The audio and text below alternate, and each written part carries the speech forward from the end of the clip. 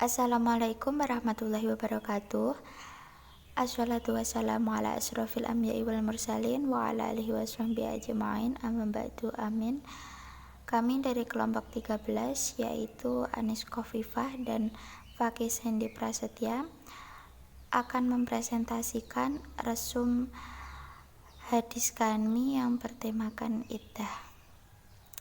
Langsung saja ke teks hadis yang pertama, yaitu teks hadis Bulughul Maram nomor 1099 yang berbunyi, wa 'an ibni Umar radhiyallahu anhuma annahu talaqa imra'atahu wa hiya haidun fi ahdi Rasulillahi sallallahu alaihi wasallam fasa'ala Umaru Rasulullahi sallallahu alaihi wasallam an dzalik faqala murhu falyuraji'ha thumma liyumsikha hatta tadhhur thumma tahidha thumma tadhhur thumma insya'a amsaka ba'du wa insya'a talaqa ba'da ayyamassa fatilkal iddatul lati amarallahu an talaqa lahan nisa'u muttafaqun alaih. Selanjutnya teks hadis Bulughul Maram nomor 1138 yang berbunyi, wa 'an Ummi Atiyah anna Rasulullah sallallahu alaihi wasallam qala la tahidda imra'atun 'ala mayyitin fawqa thalathin illa 'ala zawjin arba'ata ashhurin wa 'ashran wa la talbath thawban masbughan illa thawba asbin wala taktahil wala tamassa tiban illa idza tahurat nubdatam min kustin au adfar muttafaqun alaih. Wa hadha lafdhu Muslimi wa li Abi Dawud wan Nasa'i min az-ziyadah wala takhtadhib walin Nasa'i wala tamtasid. Selanjutnya mufradat hadis nomor 1099. Yang pertama, talaqa artinya cerai atau menceraikan, al-haidu artinya haid, hatta tathur artinya masa suci, fatratul haid artinya masa haid, fatratul iddah artinya masa iddah, dan iddatun artinya iddah. Sedangkan mufradat hadis nomor 1138, hidatun artinya berkabung, mayyitun artinya kematian, arba'ata ashhurin wa 'ashran artinya 4 bulan 10 hari, wala takhtadib artinya tidak boleh menggunakan pacar. Selanjutnya terjemahan hadis Bulughul Maram nomor 1999 yang berbunyi, dari Ibnu Umar bahwa ia menceraikan istrinya ketika sedang haid pada zaman Rasulullah Shallallahu Alaihi Wasallam. Lalu Umar menanyakan hal itu kepada Rasulullah Shallallahu Alaihi Wasallam dan beliau bersabda, perintahkan agar ia kembali padanya, kemudian menahannya hingga masa suci, lalu masa haid dan suci lagi. Setelah itu bila ia menghendaki, ia boleh menahannya terus menjadi istrinya atau menceraikannya sebelum bersetubuh dengannya. Itu adalah masa iddahnya yang diperintahkan Allah untuk menceraikan istri. Muttafaqun alaih. Selanjutnya terjemahan hadis Bulughul Maram nomor 1139 yang berbunyi, dari Ummu Atiyah radhiyallahu anhu bahwa Rasulullah sallallahu alaihi wasallam bersabda, janganlah seorang perempuan berkabung atas kematian lebih dari 3 hari, kecuali atas kematian suaminya ia boleh berkabung 4 bulan 10 hari.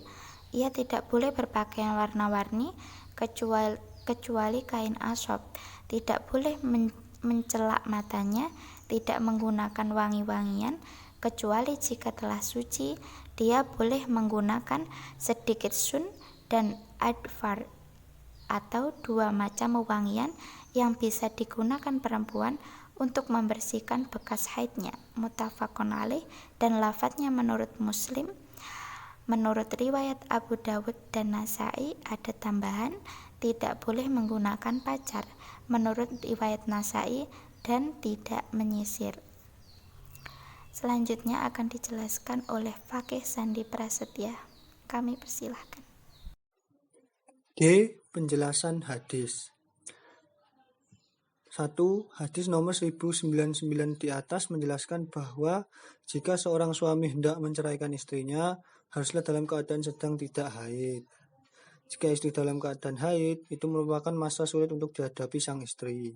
Jadi suami harus menunggu istrinya selesai masa haid atau menunggunya sampai masa suci. Kemudian suami boleh menceraikannya sebelum menyetubuhi istrinya. 2. Hadis nomor 1138. Di atas menjelaskan mengenai perempuan tidak boleh bergabung atas kematian seseorang lebih dari 3 hari, kecuali kematian suaminya. Istri yang ditinggal mati oleh suami melaksanakan masa bergabung selama masa iddah, yaitu 4 bulan 10 hari sebagai tanda turut berduka cita. Dalam masa bergabung itu, istri dilarang merias diri sampai masa iddahnya selesai atau sudah masa suci, dengan tujuan agar istri terhindar dari fitnah. Tinjauan perawi hadis. 1. Ibnu Umar. Abdullah bin Umar atau Ibnu Umar lahir 612, wafat 693 atau 696 atau 72/73 Hijriah.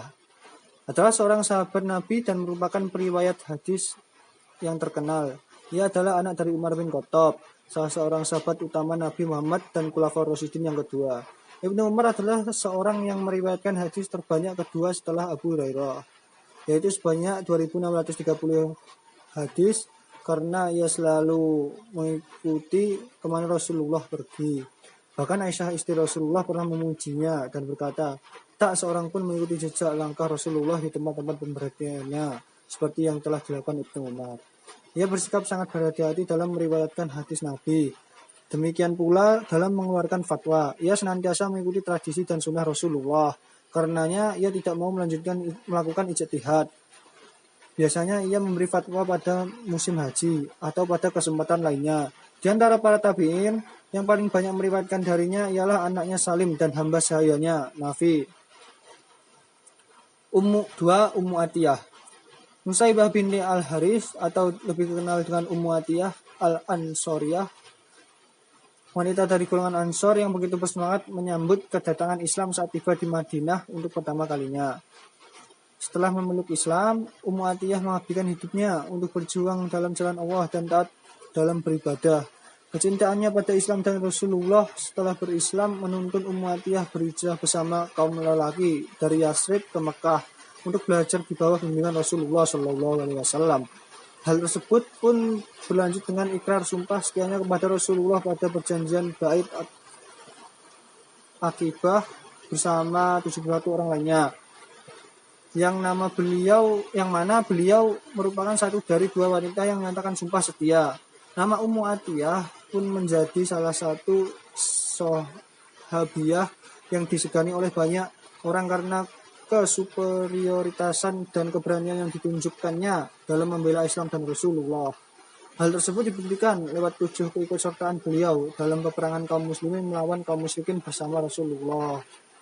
Dalam peperangan, Ummu Atiyah mengemban peranan penting untuk mengobati dan merawat yang terluka maupun sakit, membuat makanan, memasak air bagi pasukan, hingga terjun langsung ke medan perang. Kesimpulan. Iddah berarti masa tunggu. Masa tunggu setelah ditinggal suami pergi yaitu meninggal atau dicerai oleh suami. Masa iddah adalah masa yang diperintahkan oleh Allah SWT kepada para wanita untuk menunggu setelah meninggal oleh suami atau dicerai oleh suami. Seorang suami jika ingin menceraikan istrinya haruslah pada waktu-waktu yang dibenarkan oleh syariat, seperti sang istri tidak dalam masa haid. Kemudian jika seorang suami meninggal dunia, seorang istri harus melakukan masa iddah selama 4 bulan 10 hari lamanya. Sekian dari kelompok kami, ada kurang lebihnya mohon maaf. Wassalamualaikum warahmatullahi wabarakatuh.